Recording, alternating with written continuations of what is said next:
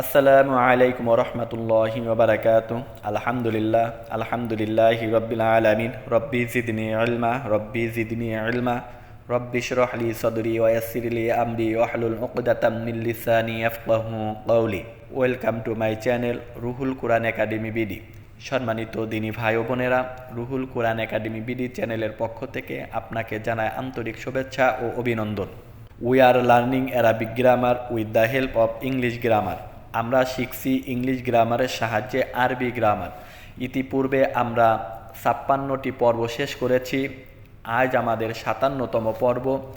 আপনি যদি আমাদের পিছনের পর্বগুলি না দেখে থাকেন তাহলে অনুরোধ করব ধারাবাহিকভাবে পিছনের পর্বগুলি দেখার জন্য।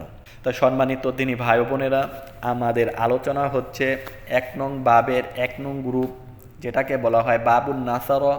এই বাবুন নাসারর উদাহরণ নিয়ে আমরা কথা বলছি। পূর্বের ন্যায় আজকেও বাবুন নাসারত থেকে আমরা আরও একটি নতুন ভার্ব উদাহরণ হিসেবে নিয়েছি, যে ভার্বটা হলো নাজর। নাজর শব্দটির অর্থ কি? নাজর শব্দটির অর্থ হলো সে তাকিয়েছিল বা অপেক্ষা করেছিল।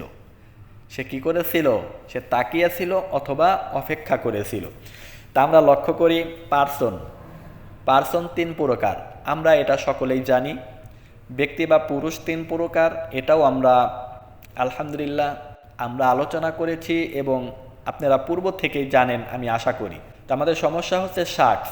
শাখস যাকে ইংলিশে বলা হয় পার্সন, বাংলায় যাকে বলা হয় ব্যক্তি বা পুরুষ, আর আরবিতে এই শব্দটাকেই বলা হয় শাখস। তো শাখস হলো ৩ প্রকার। শাখস কত প্রকার? শাখস ৩ প্রকার। কি কি? গয়েব, হাদের, মুতাকাল্লিম। গয়েব, হাদের, মুতাকাল্লিম। গয়েব কাকে বলা হয়? গয়েব হলো যার সম্পর্কে কথা বলা হয় তাকে গয়েব বলা হয়। কি বলা হয়? গয়েব কাকে বলা হয়? যার সম্পর্কে কথা বলা হয় তাকে গয়েব বলা হয়, অর্থাৎ যিনি অনুপস্থিত থাকেন তাকে গয়েব বলা হয়। আর হাদের কাকে বলা হয়? যার সঙ্গে কথা বলা হয় তাকে হাদের বলা হয়, অর্থাৎ হাদের হলো যিনি উপস্থিত থাকেন, অর্থাৎ তুমি। আর গয়েব হলো সে, তারা। আমাদেরকে এই জিনিসটা খেয়াল রাখতে হবে। গয়েব, গয়েব মানে কি বোঝায় আমাদেরকে? গয়েব মানে বুঝবো আমরা সে, তারা। গয়েবের আদত হচ্ছে সে, তারা। আর হাদিরের আদত হচ্ছে তুমি, তোমরা। আর মুতাকাল্লিমের আদত হলো আমি, আমরা। তাহলে আমরা বুঝলাম গয়েব, হাদের, মুতাকাল্লিমের আদতগুলো। এখন আমরা লক্ষ্য করি ফিলে মাদি। ফিলে মাদি কাকে বলে? ফিলে মাদি হলো অতীতকাল, অর্থাৎ অতীতকালে যেই কাজটি সংগঠিত হয়ে গেছে তাকে কি বলা হয়? ফিলে মাদি বলা হয়। আর ইংলিশে তাকে বলা হয় পাস্ট টেন্স। তা আমরা লক্ষ্য করছি নাজর। নাজর শব্দটির অর্থ কি?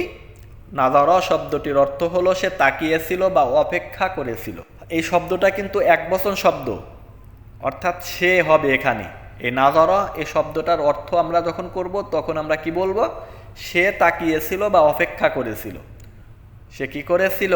সে তাকিয়েছিল বা অপেক্ষা করেছিল। পবিত্র কুরআনুল কারিমের মাঝে এই শব্দটা যখন আমরা পাবো, এই শব্দটাকে আমরা চিনব কি করে? এই শব্দটা আমরা চিনব যে এই শব্দটা হলো ৩ হরফ বিশিষ্ট এবং শব্দের শেষে জবর আছে।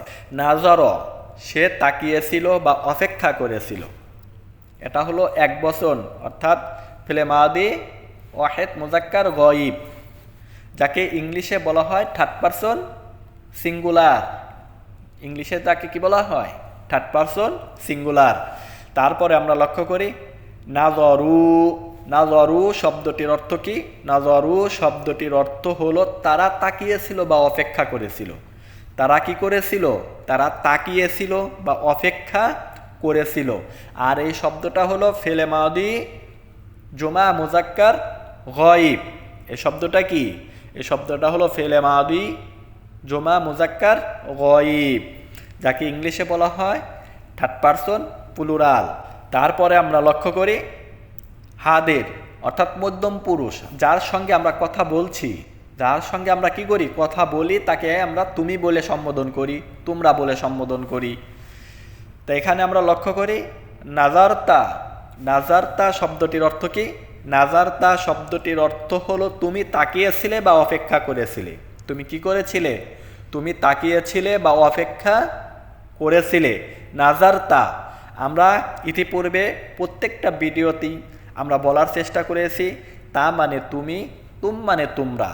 তা মানে কি? তা মানে তুমি, তুম মানে তোমরা। তাহলে নাজারতা শব্দের শেষে আমরা যখন তা, তুম, তু, না এই শব্দগুলি আমরা পাবো, তখন আমরা কি করব? তা মানে তুমি, তুম মানে তোমরা, তু মানে আমি, না মানে আমরা হিসাবে আমরা কি করব? সেই শব্দগুলোর অর্থ বলবো বা প্রকাশ করব। তাহলে নাজারতা শব্দটির অর্থ হলো তুমি তাকিয়েছিলে বা অপেক্ষা করেছিলে।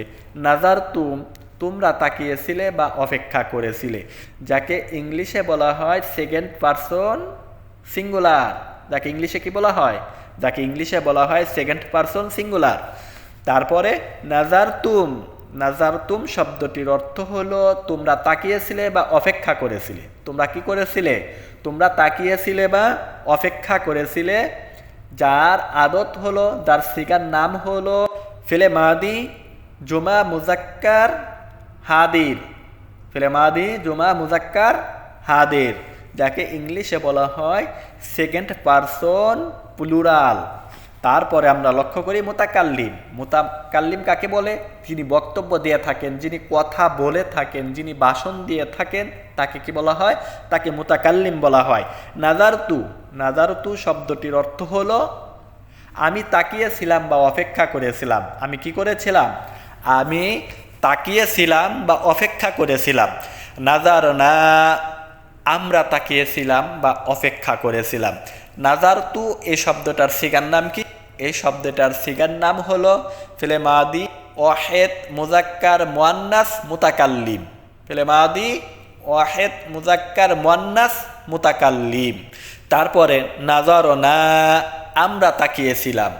এই শব্দটার সিগার নাম কি? এই শব্দটার সিগার নাম হলো জমা মুজাক্কার মুয়ান্নাস মুতাকাল্লিম।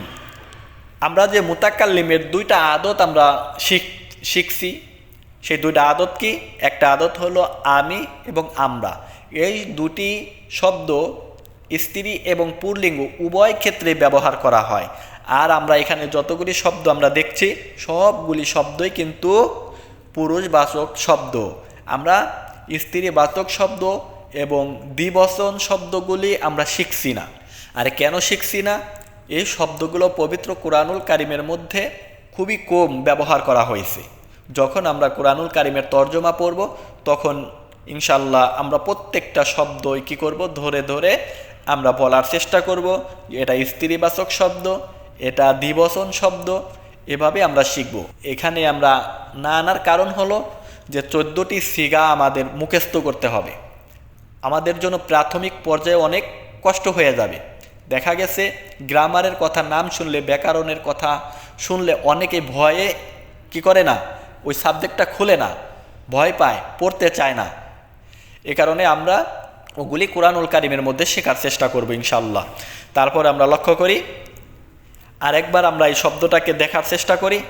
নাজারো, নাজারু, নাজারতা, নাজারতুম, নাজারতু, নাজারনা। আমরা কি করব? আমরা এটা যখন মুখস্থ করব, তখন আমরা আঙ্গুলের কর গুনব। শাহাদাত আঙ্গুলের দুটি কর আমরা গুনব গয়েবের জন্য। তারপরে মধ্যমে আমাদের এই যে মধ্যম আঙ্গুল যেটা রয়েছে, এটার কর আমরা গুনব যখন আমরা হাদের পড়ব।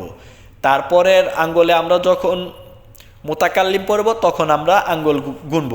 আমাদের যাতে মন, মজক এবং জবান একসাথে কাজ করে। কি করবে? একসাথে যাতে কাজ করে। যেরকম নাজার, নাজারু, নাজারতা, নাজারতুম, নাজারতু, নাজারনা, এরকম আঙ্গুল গুনে গুনে আমরা পড়ার চেষ্টা করব। তারপরে আমরা লক্ষ্য করি ফেলে মুদারে। ফেলে মুদারে শব্দটির অর্থ কি? ফেলে মুদারে শব্দটির অর্থ হলো বর্তমান এবং ভবিষ্যৎকাল। বর্তমান এবং ভবিষ্যৎকাল, যাকে ইংলিশে বলা হয় প্রেজেন্ট অ্যান্ড ফিউচার টেন্স। যেখানে বলা হয়েছে এংদুরু। এংদুরু শব্দটির অর্থ কি? এংদুরু শব্দটির অর্থ হলো সে তাকায় বা তাকাবে, সে অপেক্ষা করে বা করবে। এংদুরু শব্দটির অর্থ কি? এংদুরু শব্দটির অর্থ হলো সে তাকায় বা তাকাবে, সে অপেক্ষা করে বা করবে। এংদুরুনা, এংদুরুনা শব্দটির অর্থ কি? ইয়ানজুরুনা শব্দটির অর্থ হলো তারা তাকায় বা তাকাবে, তারা অপেক্ষা করে বা করবে। তাহলে আমাদের লক্ষণীয় বিষয় হলো গয়বের ক্ষেত্রে হবে সে তারা, আর হাদিরের ক্ষেত্রে হবে তুমি তোমরা, আর মুতাকাল্লিমের ক্ষেত্রে হবে আমি আমরা। আমরা কি করব, এই যে উপরে যে অর্থটা লিখেছি এই অর্থটাকে শুধুমাত্র বর্তমানকাল, অতীতকাল, তারপরে ভবিষ্যৎকালে কিভাবে এই শব্দটা বলতে হয় আমরা শুধু ওইভাবে বলার চেষ্টা করব। আমরা জানি যে অতীতকালীন যে শব্দগুলো, যে আপনাকে যদি বলা হয় যে আপনি পিছনের কোনো একটা কাজের উদ্দেশ্য করে যদি বলা হয় এই কাজটা কি তুমি করেছো, আপনি কি বলেন? আপনি বলবেন যে হ্যাঁ আমি এই কাজটা করেছিলাম। তারপরে যদি বলা হয় যে তুমি আগামীকাল কোথাও যাবা, তখন আমরা কিন্তু বলে থাকি যে হ্যাঁ আগামীকাল আমরা যাব। তাই একটা কথাকেই কিভাবে পাস্ট টেন্সে বলতে হয়, কিভাবে বর্তমান অর্থাৎ প্রেজেন্ট টেন্সে বলতে হয়, কিভাবে ফিউচার টেন্সে বলতে হয়, এগুলি আমরা আলহামদুলিল্লাহ মাশাল্লাহ আল্লাহর অশেষ রহমত আমরা ইতিপূর্বে আলোচনা করেছি। তা এগুলি আমরা পূর্ব থেকেই জানি, এগুলি নিয়ে আমাদের কোনো চিন্তা করার দরকার নেই। তারপরে আমরা লক্ষ্য করি ইয়ানজুরু শব্দটির অর্থ হলো সে তাকায় বা তাকাবে, সে অপেক্ষা করে বা করবে। ইয়ানজুরুনা তারা তাকায় বা তাকাবে, তারা অপেক্ষা করে বা করবে। তানজুরু, তানজুরু শব্দটির অর্থ কি? তানজুরু শব্দটির অর্থ হলো তুমি তাকাও বা তাকাবে, তুমি অপেক্ষা করো বা করবে। তানজুরুনা, তানজুরুনা শব্দটির অর্থ কি? তানজুরুনা শব্দটির অর্থ হলো তোমরা তাকাও বা তাকাবে, তোমরা অপেক্ষা করো বা করবে। আনজুরু, আনজুরু শব্দটির অর্থ হলো আমি তাকাই বা তাকাবো, আমি অপেক্ষা করি বা করব। তারপরে আমরা লক্ষ্য করি নানজুরু, নানজুরু শব্দটির অর্থ হচ্ছে আমরা তাকাই বা তাকাবো, আমরা অপেক্ষা করি বা করব। তো সম্মানিত দিনী ভাই ও বোনেরা, আমরা লক্ষ্য করি নাফি ফেলে মুদারে, এখানে আমরা শুধু নাফি লেখার চেষ্টা করেছি কারণ জায়গার স্বল্পতার কারণে। যদি এইগুলির ফন্টগুলো আমরা ছোট করে দেই তাহলে দেখা যায় যে মোবাইলের ছোট স্ক্রিনে এই হরফগুলো দেখতে একটু সমস্যা হবে, কারণ আরবি এগুলো যদি জের জবর পেশ জড়াইয়া যায় তাহলে দেখা যায় অনেক সময় আমরা দেখতে পারবো না এটা জবর না পেশ না জের, আমাদের পড়তে সমস্যা হবে। এই কারণে আমরা চেষ্টা করেছি যে ফন্টের সাইজটা একটু বড় রাখার জন্য, যাতে আমরা ক্লিয়ারলি আমরা এটা দেখতে পারি। তো সম্মানিত দিনী ভাই ও বোনেরা, আমরা লক্ষ্য করছি নাফি ফেলে মুদারে যাকে বলা হয় বর্তমান এবং ভবিষ্যৎকালের না, না সূচক ক্রিয়া, যাকে ইংলিশে বলা হয় নেগেটিভ। তো এখানে আমাদের লক্ষণীয় বিষয় হলো ফেলে মুদারে এবং নাফি ফেলে মুদারে, এই দুই লাইনের শব্দগুলো কিন্তু হুবহু মিল আছে। আমাদেরকে পার্থক্যটা বের করতে হবে। যেখানে হুবহু মিল আছে, শুধু পার্থক্যটা কি, আমরা নাফির ক্ষেত্রে কি করেছি, লায়ে নাফি শব্দের শুরুতে একটি লা যুক্ত করেছি। কি করেছি? লা যুক্ত করেছি। এই লাটা কি করে? এই লাটা তথ্য দেয়। কি তথ্য দেয়? যে আমি কাজটা করব কি করব না, আমি যাব কি যাব না, আমি যাব কি যাব না, অর্থাৎ আমার অন্তরের একটা প্রভাব সে কি করে? তথ্য দেয়। যে আমার অন্তরের কথাকে সে কি করে? তথ্য দেয়। হ্যাঁ, তথ্য দেয়। আমরা উদাহরণ হিসেবে আমরা পূর্বে কিন্তু একটা কুরআনুল কারীমের একটা আয়াত আমরা বলেছিলাম, যেখানে বলা হয়েছিল ইন্নাল্লাযীনা কাফারু সাওয়াউন আলাইহিম আনযারতাহুম আম লাম তুনযিরুহুম লা ইউমিনুন। আমরা কি বলেছিলাম? মহান রব্বুল আলামিন পবিত্র কুরআনুল কারীমের মধ্যে বলেছেন ইন্নাল্লাযীনা কাফারু সাওয়াউন আলাইহিম আনযারতাহুম আম লাম তুনযিরুহুম লা ইউমিনুন। যেখানে বলা হয়েছে নিশ্চয় যারা কুফরি করেছে তাদেরকে তুমি সতর্ক করো বা না করো উভয়ই সমান, তারা ঈমান আনবে না। অর্থাৎ তাদের অন্তরের কথা, তাদের অন্তরের খবর মহান রব্বুল আলামিন তার প্রিয় হাবিব জনাবে মুহাম্মদ মুস্তাফা সাল্লাল্লাহু আলাইহি ওয়াসাল্লামকে কি করলেন? জানালেন। তো আমরা জানতে পারলাম এই শব্দের শুরুতে যে লা রয়েছে, এই লা কিভাবে অর্থ প্রকাশ করবে? লা ইয়ানজুরু, সে তাকায় না, তাকাবে না, এবং সে কি করবে না? সে অপেক্ষা করবে না। লা ইয়ানজুরুনা, তারা তাকায় না, তাকাবেও না, এবং তারা অপেক্ষা করে না বা করবেও না। লা তানজুরু, তুমি তাকাও না বা তাকাবে না, তুমি অপেক্ষা করো না বা করবে না। লা তানজুরুনা, লা তানজুরুনা শব্দটির অর্থ কি? লা তানজুরুনা শব্দটির অর্থ হলো তোমরা তাকাও না বা তাকাবে না, তোমরা অপেক্ষা করো না বা করবে না। লা আনজুরু, আমি তাকাই না এবং তাকাবও না, অপেক্ষা করি না কারো জন্য এবং অপেক্ষা করবও না। লা নানজুরু, আমরা তাকাই না বা তাকাবো না। আমরা কি করি না? আমরা তাকাই না, তাকাবও না এবং অপেক্ষা করি না বা করবও না। তারপরে আমরা লক্ষ্য করি আমর। আমর শব্দটির অর্থ হলো আদেশ। যে শব্দের মাধ্যমে, যে বাক্যের মাধ্যমে আমরা আদেশ করে থাকি তাকে আমর বলা হয়, যাকে ইংলিশে বলা হয় অর্ডার বা ইম্পারেটিভ সেন্টেন্স। উংদুর, উংদুর শব্দটির অর্থ হলো তুমি তাকাও, তুমি তাকাও বা লক্ষ্য করো বা অপেক্ষা করো। উংদুরু শব্দটির অর্থ হলো তোমরা তাকাও বা তোমরা দেখো বা তোমরা অপেক্ষা করো। তারপরে আমরা লক্ষ্য করি নাহি, মানে নিষেধ। যেই জিনিসে, যেই শব্দের মাধ্যমে, যে বাক্যের মাধ্যমে আমাদেরকে নিষেধ করা হবে পবিত্র কুরআনুল কারিমের, এই ক্যাটাগরিতে কিন্তু বহু শব্দ আমরা কুরআনুল কারিমের মধ্যে পাবো। যেরকম উংদুর, তুমি তাকাও, তুমি লক্ষ্য করো। মহান রব্বুল আলামিন আমাদেরকে কিছু কিছু জিনিসের দিকে আমাদেরকে লক্ষ্য করতে বলবে, আমাদেরকে তাকাতে বলবে, আমাদেরকে দেখতে বলবে। আবার কোনো কোনো জিনিস থেকে আমাদেরকে বিরত থাকতে আদেশ করবেন, নিষেধ করবেন যে এই কাজটা তোমরা করিও না, এটা তোমরা দেখিও না, এটা তোমরা খাইও না, এটা তোমরা পরিধান করিও না। বিভিন্ন জায়গায় বিভিন্নভাবে আমাদেরকে কি করা হবে? আদেশ করা হবে এবং নিষেধ করা হবে। তা আমরা লক্ষ্য করি নাহি। লা তাংদুর, লা তাংদুর শব্দটির অর্থ কি? লা তাংদুর শব্দটির অর্থ হলো তুমি তাকায়ও না, তুমি তাকায়ও না বা তুমি দেখো না, তুমি অপেক্ষা করিও না। লা তাংদুরু, তোমরা তাকায়ও না বা তোমরা অপেক্ষা করিও না। তারপরে আমরা লক্ষ্য করি ইসমে ফাইল। ইসমে ফাইল কাকে বলে? ইসমে ফাইল, যিনি কাজটা করেন তাকে ইসমে ফাইল বলেন। নাজিরুন, যিনি দেখেন, যিনি তাকান, যিনি অপেক্ষা করেন তাকে কি বলা হয়? নাজিরুন বলা হয়। অর্থাৎ যিনি জিনিসটা পরিদর্শন করেছেন তাকে কি বলা হয়? নাজিরুন বলা হয়। অর্থাৎ যিনি দেখে থাকেন, যিনি দেখেন তাকে নাজির বলা হয়। তারপরে এই শব্দটাকে যদি আমরা কি করি? বহু বচন করার চেষ্টা করি, তাহলে কিভাবে আমরা করব? নাজিরুনা, যারা তাকান বা যারা তাকিয়ে দেখেন বা যারা অপেক্ষা করেন তাদেরকে কি বলা হয়? নাজিরুনা বলা হয় বা নাজিরিনা বলা হয়। তারপরে আমরা লক্ষ্য করি ইসমে মাফউল। ইসমে মাফউল মানজুরুন, যার দিকে তাকানো হয় তাকে কি বলা হয়?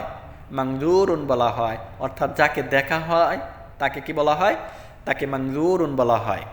আর মানজুরুনা, যা কিছু দেখা হয় বা যাদের দিকে লক্ষ্য করা হয়, তাকানো হয়, যাদের জন্য অপেক্ষা করা হয় তাদেরকে কি বলা হয়?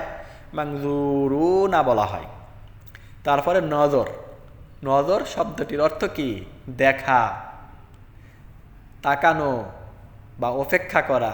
আমরা কিন্তু এই কথাটা অনেক সময় আমরা বলে থাকি যে নজর লাগছে, নজর লাগছে, হ্যাঁ, খারাপ নজর লাগছে। তাই নজর মানে দেখা, তাকানো বা লক্ষ্য করা বা অপেক্ষা করা। যে সম্মানিত দিনী ভাই ও বোনেরা, আমরা লক্ষ্য করছি আমাদের রুহুল কোরআন একাডেমি বিডি চ্যানেলের সঙ্গে অনেকে যুক্ত হচ্ছেন।